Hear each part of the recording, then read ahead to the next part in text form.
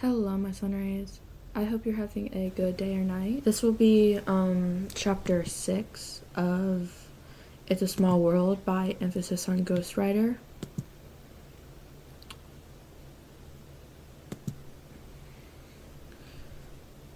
Yeah, chapter 6, entrance exam part 3.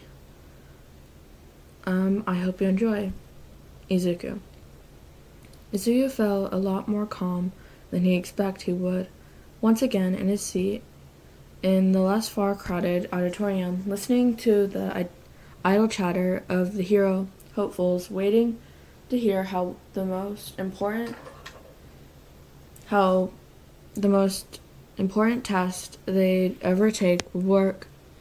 It was probably 2 parts: vigilante training kicking in, keeping him focused, and one part his brain just rejecting the enormity of the entire ordeal to keep him calm. Whatever the reason, he'd take it. Overall, the day was going better so far, knock on wood, than he would appreciate.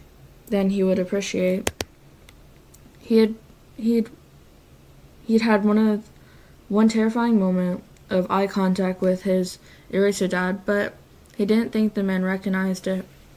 Izuku watched him out of the peripheral until enough people had turned in their test that he could too, and from that he could tell Aizawa never reacted to his presence. The man could be an enigma,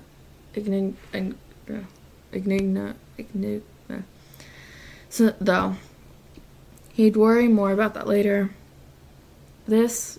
His other main concern until the practical actually started was Bakugo, his former childhood bully. He was there. Izuku had known he'd heard the boys not so dissect tones a hallway away, and had been able to avoid him easily so far. Not for the first time, Izuku wished he could have dyed his hair, but he didn't trust that kind of chemicals around his sensitive cat ears. He just stuck with his green until he decided to go gray, he guessed. From what he'd observed, though, Bakugo hadn't changed at all in the intervening 5-ish years since they've seen each other.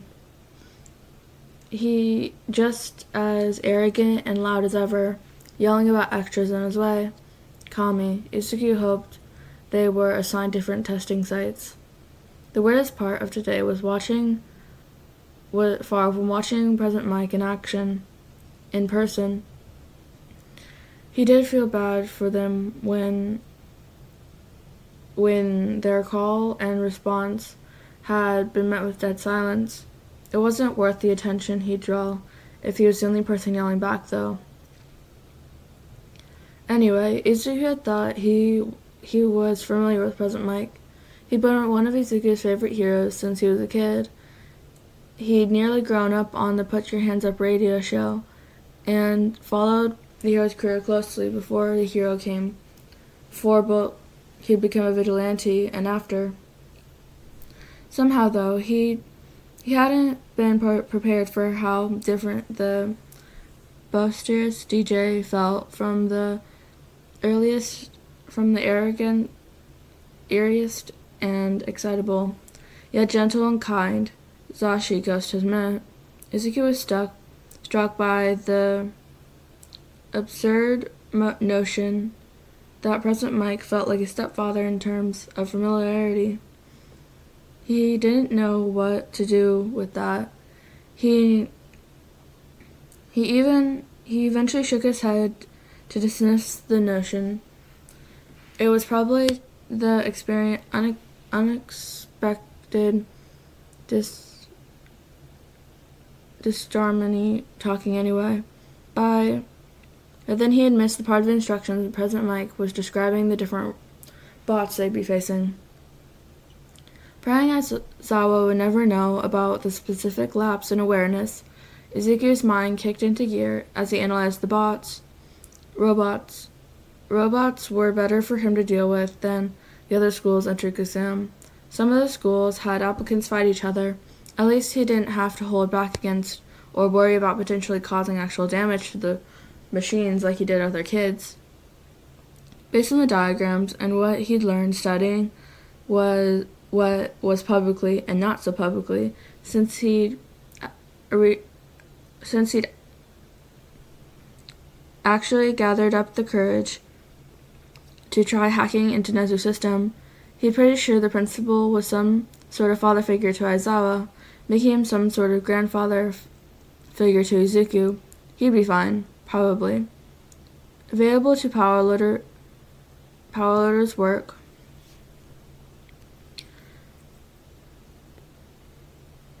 but then it wasn't that far-fetched to think UA might somehow use the man to work in the exam.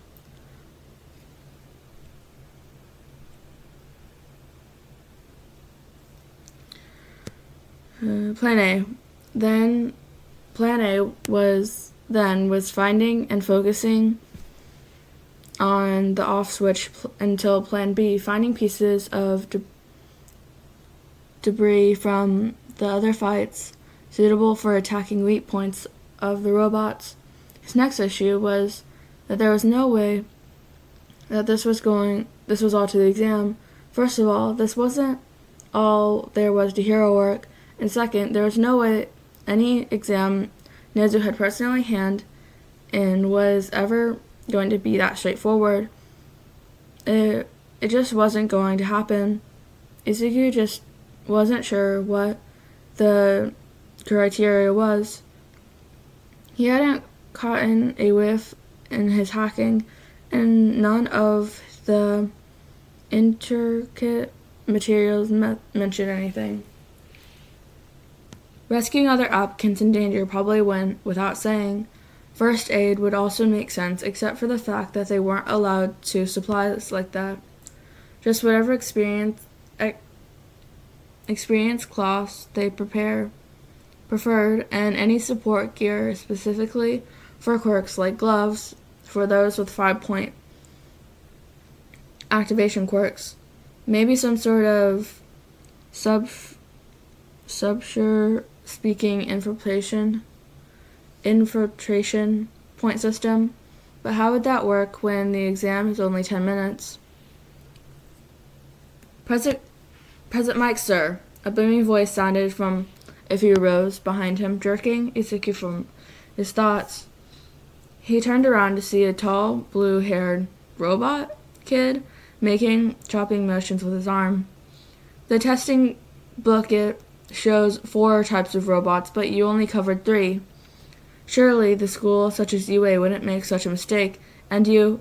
Izuku squeaks in mortification when the kid points at him, of all people, instantly hunching down and staring at his shoes to hide his burning face from everyone's eyes. Have been mumbling this entire time. Hero work is serious business. If you cannot take it seriously, then you need to leave.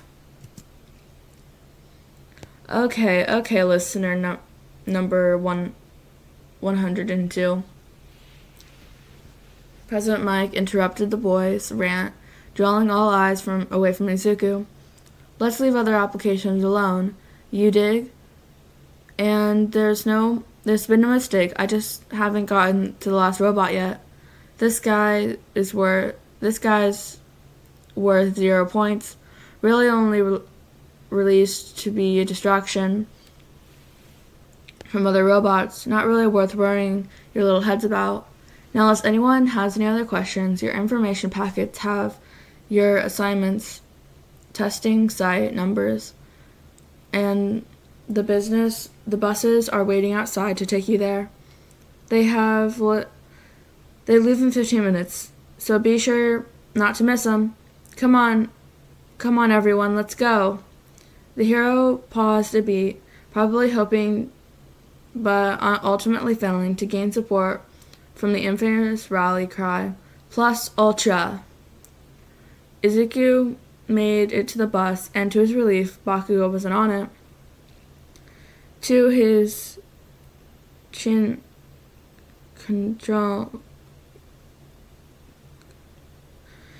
though the yelly kid was at his test site. Glancing through the crowd milling around the outside of the gate, a certain dusty blonde reminded him remained considerably absent. Will wonders even crease? Never crease.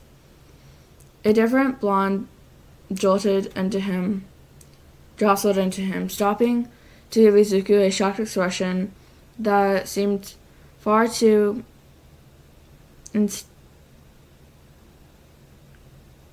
insistive, given the kid had bumped into Izuku, not the other way around. Before Izuku could react, President Mike's popped out and yelled, "Go! Go!" Izuku was off like a rocket, and still open gates. There was no countdowns and hero work, and hesitance could get you, your comrades, or innocent civilians killed.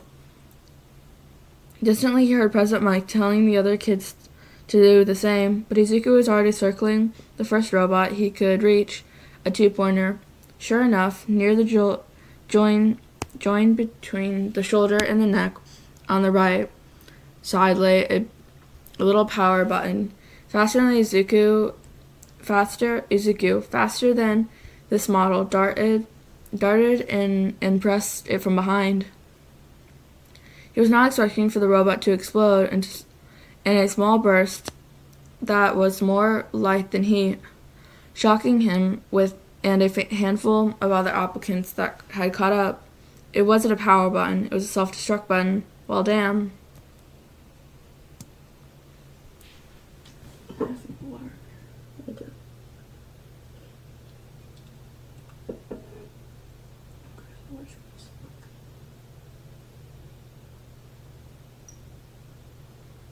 It's not any better. Okay, it's some old water. Gross. Why did I drink that? I'll do what you gotta do, I guess. Izuku worked that knowledge into his current plan. If he had to go for the buttons, do it without having most of his person that too close to the robots. He'd probably lucky the first one, maybe only left him with a couple of bruises at most. His luck continued to hold, and not long after, he found a pink-haired girl with an acid quirk, who happily enough to melt off a stop sign for him.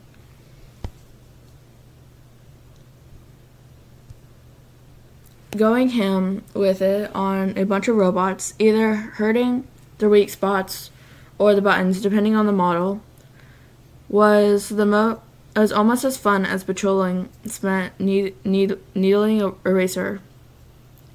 Izuku lost track of his points fairly quickly, but with a feral glee he was taking in the moment that he was sure also showed on his face from the reaction of some of the kids he'd pulled out of harm's way. This was one of the reasons he left his helmet. No worries about whatever the hell his face was doing. He wasn't all that concerned about it yet. Undestroyed robots started becoming difficult to find around, and the time was 2-minute marked was announced.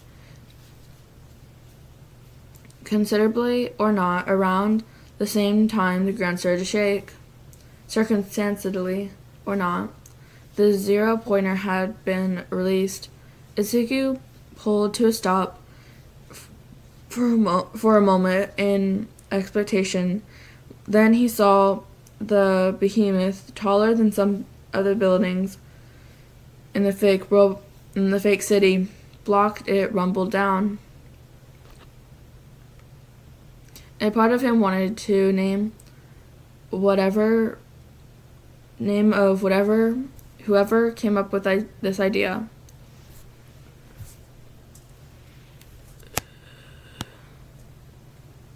came up with the idea of pulling a monstrosity in an area filled with 14 to 15-year-olds.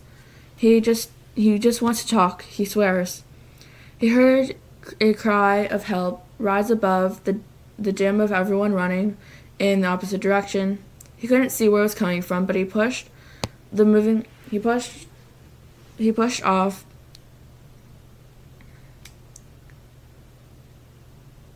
rushed off moving bodies. He could jump up on some rubble for the better vantage point to finally see the girl with pink cheeks and brilliant bob caught under a cement slab in the path of the zero-pointer. Keeping an eye on the ticking time bomb headed their way, Izuku rushed over, surprised to find the blonde from earlier hot on his heels. Are you hurt? Do you think you're bleeding anywhere?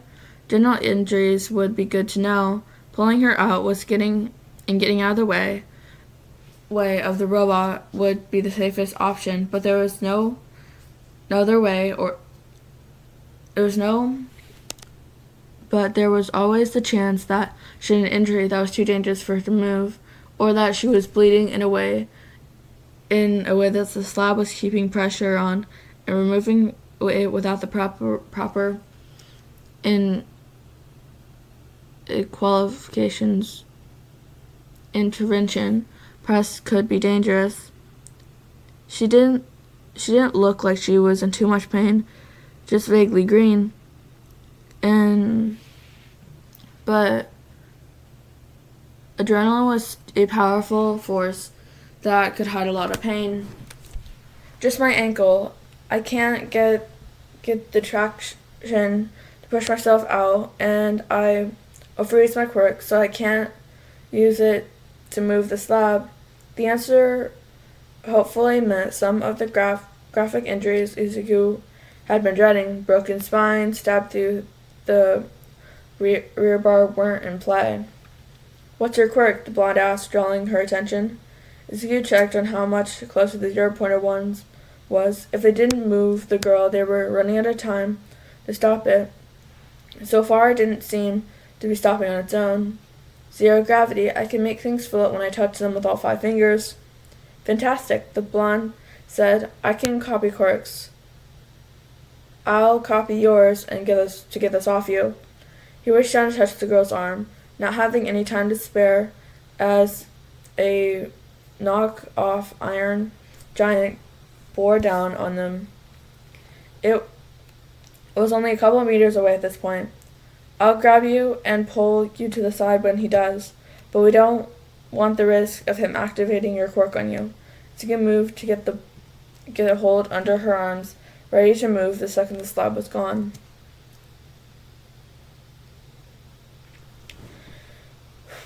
It only took a few seconds, moving in tandem, for the 3 of them to find themselves panting on the dusty sidewalk, safely out of the way of the threads of the machine as it pushed past them, crushing everything under its treads. Izuku had to fight the temptation to laugh a little hysterically. He really hadn't enjoyed facing that kind of close call without a racer at his back, but those events happen out on patrol. Yes, this was a hero course exam, but it's still an exam testing mostly untrained children. What the actual fuck? That's it, listeners. The exam's over. President Mike's quirk voice rang across over their heads. Please make your way to the front gates. We've got medical teams set up to check all of you all over. If you're injured, stay in place and we'll send someone over to you. Jesus fucking Christ, the blonde kid muttered, staring at where the zero-pointer had pulled to a stop on the street. Agreed, Izuku cajoled. You should stay sitting, he told the girl. Do you want one of us to stay with you while while we wait for whoever they're sending. Also, I'm Izuku. They nearly got been crushed by a robot together. It was probably expected to introduce himself, right? Izuku hated social situations. Uraraka. The girl, Uraraka, apparently grimaced up at him from where she'd been poking at her ankle, and I wouldn't say no, but you really don't have to. You already lost your chance to get a few extra points by helping me. It's fine. Izuku collapsed backwards to lean against the sun-warmed wall behind him. I'd rather take a breather before walking to the front anyway. Monoma, what he said. Monoma fell into a sitting position where he had been standing with an unexpected amount of fluid grace. It could have been a different quirk that he'd copy if he was able to copy more than one at a time.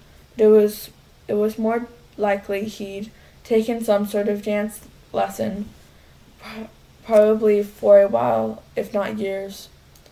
With a copy quirk like his, he'd be reliant on quirkless combat to get himself close to whatever villain he was going to copy a quirk of. Dance lessons helped a lot with that. Thank you both, Uraraka and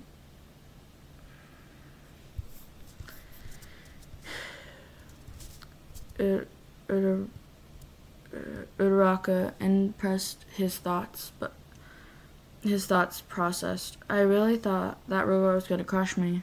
Before either boy could respond, Recover Girl emerged from the door of the fake storefront, where in front to follow by a few medical bots. Okay, Darius, who's hurt?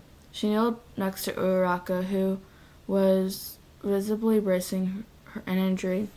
I sprained my ankle, Uraraka grimaced, her ankle gently examined by the elder healer. Yes, I can see that. Luckily, it's an easy fix. I'm going to give you a kiss on the hand, then you're going to eat the gummies. Uraraka's eyes dropped as her hand was kissed, but then perked up again as she ate the gummies from Recovery Girl. Ate the gummies Recovery Girl handed her. It was fascinating to watch the hero's quirk in real time. Izuku couldn't wait until he got his hands on his notebook to write down all these amazing quirks he'd seen today. And you too? Recovery Girl looked at the two boys. Are either of you hurt? Turns down Monoma had a long scrape on his arms, but Izuku really only had a few bruises, so he just declined the healing kiss. And the lack of energy would be more annoying. He did happily take a small bag of gummies and handed them away. The gummies handed to him, though. After that, the three separated towards the entrance of the gate on their merry ways. Zuko took a deep breath as he exited the school front gate. He'd done his best, but it's out of his hands at this point. Now, it was just waiting game until to see what the future had in store of him.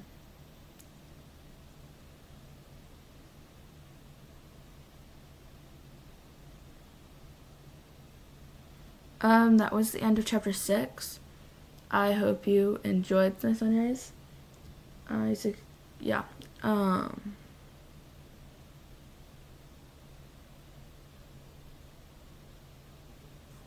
Okay, so that was it. There's this little snippet in the notes that I think, yeah. I'm gonna read this. Izuku's shocked Pikachu face when the first robot exploded on him is going to be a meme in the family group chat for years. Also, Hisashi texted Tensei in the group chat at some point like, "You are right, Tensei tried to call me out for not covering all the robots. Betrayed by my own nephew," and is also met with of them going LMAO at some point in the future, Zawa, and what we've learned today, Zuko, not to press random buttons on enemy tech unless we're sure what they do, frowny face. Okay. Next up is Teacher's Less Dad reaction, but yeah. That was the end of that. I hate this computer sometimes. It moves on its own sometimes. It's just annoying. Don't know why it moves on its own, but I'm rambling, and I hope you are having a good night or day, and I will see you next time.